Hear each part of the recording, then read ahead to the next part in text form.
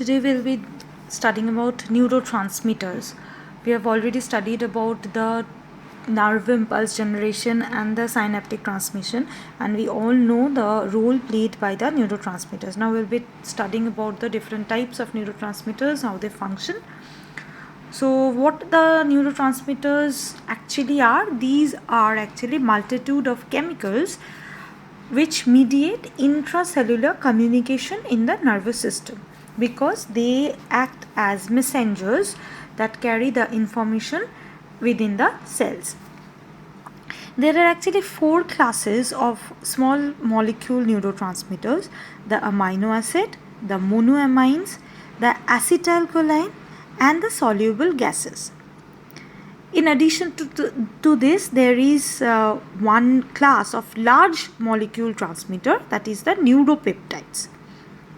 Most neurotransmitters produce either excitation or inhibition, but a few produce excitation when they bind to some of their receptors and inhibition when they bind with other receptors. Now we'll be discussing about the various types that we said. Now to start with, we'll be doing with the amino acid. As we said, that the small molecule neurotransmitters that has amino acids. Now amino acids is the vast majority of fast acting directed synapses in the central nervous system, and it is a molecular building block of protein. 4 amino acids have proved to be neurotransmitters to the satisfaction of most experts, and those are glutamate, glycine, Gaba, and it is basically a short form, that is gamma amino butyric acid, and aspartate. So we have actually 4 subclasses of amino acids, that is the glutamate, glycine, Gaba, and aspartate. Now glutamic acid and Gaba are found in very simple organisms. Many investigators believe that they are the first neurotransmitters to have evolved. Besides their effects on the postsynaptic receptor, they have direct excitatory effect and inhibitory effect. Now excitatory effect is of the glutamic acid, that is the glutamate, and inhibitory effect is of the Gaba on the axons. They raise or lower the threshold of the excitation as a result of affecting the rate at which the action potential occurs.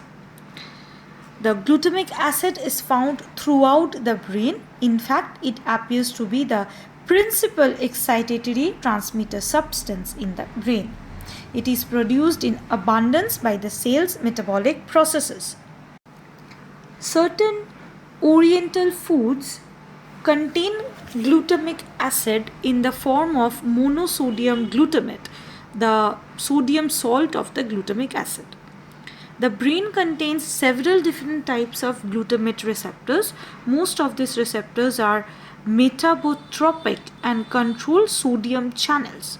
One of them, NMDA receptor, is ionotropic and controls a calcium channel.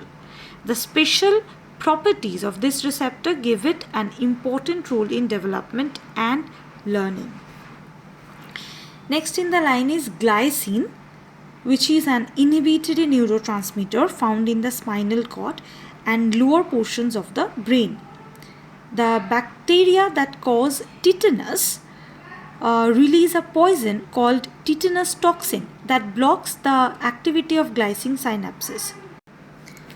Glycinergic neurons normally inhibit the activity of motor neurons. When their inhibitory effect is eliminated, the muscle they control that begin to contract continuously, and the person becomes rigid and unable to move. Next will be Gaba. Now Gaba is produced from the glutamic acid by the action of an enzyme that removes a carboxyl group.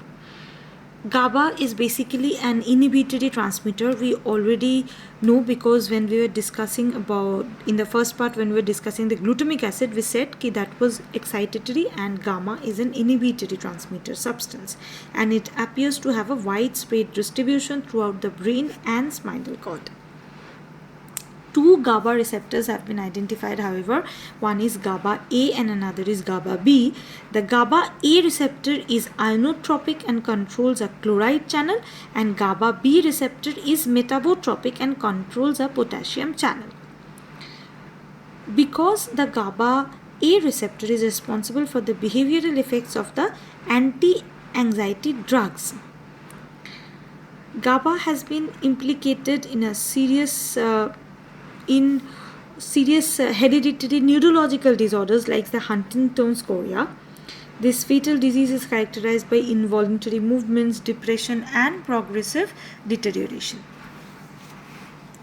Next, we'll be talking about the monoamines. Now we are moving on to the next class, the monoamines. Monoamines are also the class of small molecule neurotransmitters. These are present in small groups of neurons whose cell bodies are located in the brain stem. There are 4 monoamine neurotransmitters. One is dopamine, then norepinephrine, epinephrine, and serotonin. They are subdivided into 2 groups, the catecholamines and the indolamines, on the basis of their structures.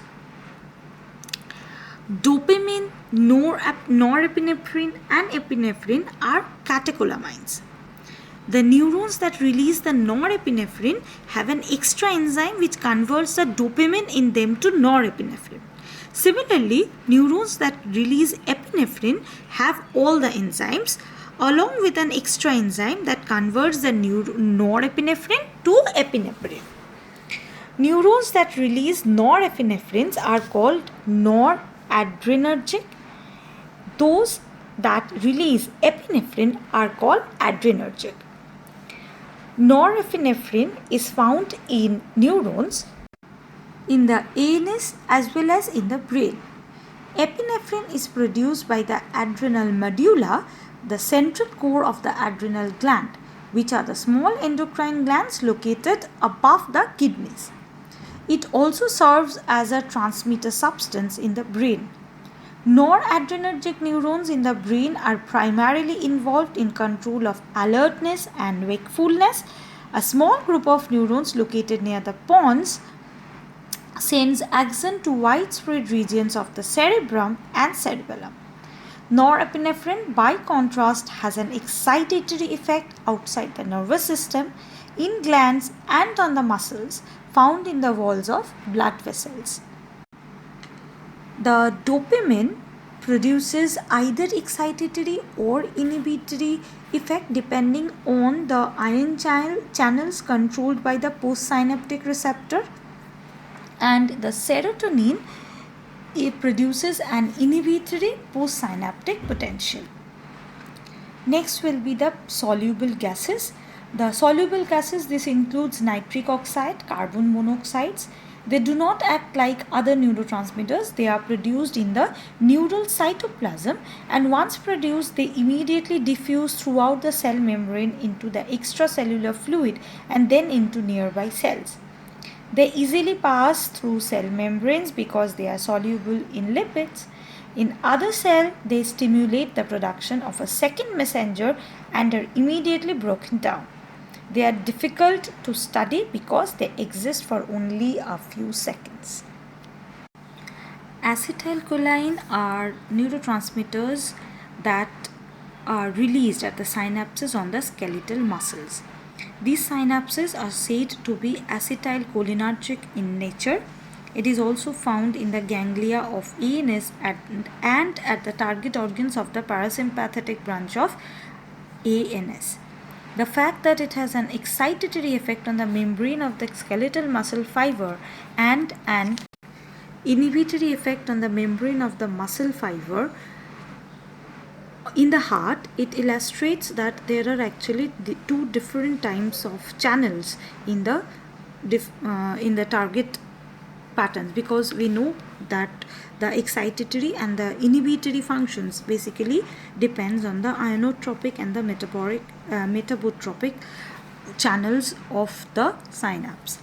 Next, we are moving on to the last category, that is the peptides. Now, in the recent studies, it has been discovered a large variety of peptides as transmitter substance. Peptides are chains of amino acids. They appear to play a role in controlling sensitivity to pain, regulating species typical defensive behaviors, and regulating eating and drinking.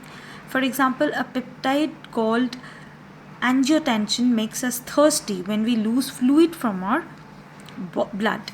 Because the synthesis of peptide is complex and must take place in the soma, these chemicals must be delivered to the terminal buttons by exoplasmic flow.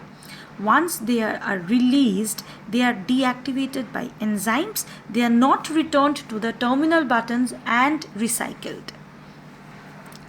Recently, experimenters have also discovered that many peptides are released along with a classical neurotransmitter, that is the ones that we have discussed. That is, the terminal buttons contain two different types of synaptic vesicles, each filled with different substance. Some investigators believe that the peptides serve to regulate the sensitivity of the presynaptic or postsynaptic receptors to the neurotransmitter. One example of this interaction has been observed. The terminal button of the salivary nerve of eating, which control the secretion of saliva, it releases both acetylcholine and peptide called VIP. When the axon fire at a low rate, only only the acetylcholine is released and only a little saliva is secreted. At a higher rate, both acetylcholine and VIP are secreted, and the VIP dramatically increases the sensitivity of the muscarine receptors in the salivary gland to acetylcholine. Thus, much saliva is released. So, these are the various types of neurotransmitters that function in the nervous system, and it's all about them. I guess you'll understand, and if you have any problem, please let me know. Thank you, class.